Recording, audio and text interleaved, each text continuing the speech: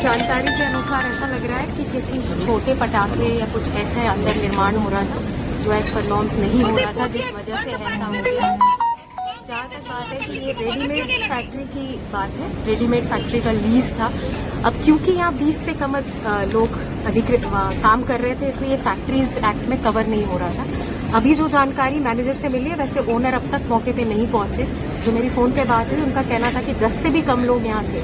10 से कम में shops act में भी ये रजिस्टर्ड नहीं थी। तो बेसिकली केवल 8-9 लोगों के साथ ये काम किया जा रहा था और उसमें आगजनी हुई। एफएसएल सैंपल्स ले लिए गए हैं। फैक्ट्री और बॉयलर्स की एक डिटेल्ड इंक्वायरी रिपोर्ट कुछ ही देर में मेरे पास आ जाएगी। मैडम, सबसे बड़ी बात की फैक्ट्री का बाहर से गेट बंद किया गया, बाहर से गेट बंद किया गया, 4 लोग मजदूर काम कर रहे हैं। तो सबसे बड़ी बात है, लेकिन जांच का विषय है कि बाहर फैक्ट्री बंद है, अंदर श्रमिक काम कर रहे हैं, क्रेकर्स कम्प्लीटली बैन है।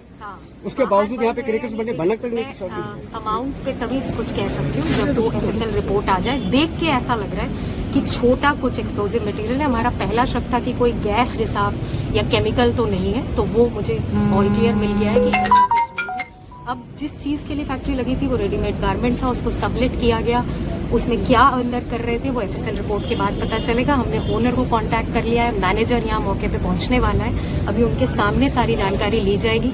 जिस चीज़ के लिए फैक्ट्री थी उसके लिए काम नहीं हो रही थी, इसलिए हम एफआईआर भी दर्ज कराएंगे रिको की तरफ से और डिटेल्ड इंक्वायरी पे आगे एज पर रूल काम भी करेंगे। अभी हमारी पहली प्रायोरिटी है कि जिनकी डेथ की सूचना मिली है, क्योंकि उनके आईडी कार्ड्स और उनकी जानकारी लेना पहली प्रायोरिटी है। मुझे मेरी टीम द्वारा बताया गया कि 5 लोगों की जानकारी मिल गई है, तो अब उनको उचित सहायता देना और उनके कॉन्टैक्ट को करके हम उनकी पहले ध्यान रखेंगे। बिल्कुल मैडम, सहायता की बात आप कर रही हैं, लेकिन यहाँ पे बिहार का पता चला है, बिहार के मोतिहारी ऐसे मतलब और भी फैक्ट्रियों में इस तरह के हादसे हो रहे हैं आज।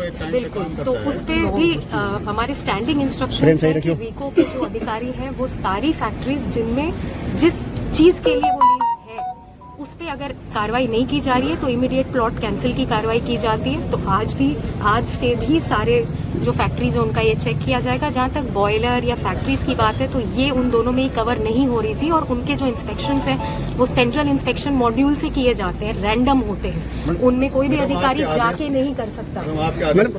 पहले भी चौपान की फैक्ट्री में आग लगी, खुसखेड़ा के अंदर पहले भी क्रेकर्स फैक्ट्री में आग लगी है। चौपान की बात करें, खुसखेड़ा की बात करें, तो उससे क्या कुछ सबक लिया होगा? क्योंकि क्रेकर्स में ये जो है ये फैक्ट्री नहीं थी, मैं यही बताना चाह रही हूँ। फैक्ट्रीज के तो अपने नियम होते हैं जिसके तहत फैक्ट्री और बॉयलर्स करते हैं। ये एक बहुत ही छोटा सा एस्टैब्लिशमेंट था और अभी एज पर इंक्वायरी रिपोर्ट ही मैं आगे थी। दिवाली में कुछ दिन पहले मैडम नशीली दवाई पे कार्रवाई की गई थी, तो पुलिस ने मैनेजर जो है उन्होंने फोन पे बताया है कि 9 ही लोग आए हैं और उनमें से 7 लोग जो है उनकी डेड बॉडी अभी आइडेंटिफाई हुई, जो टीम ने बताया।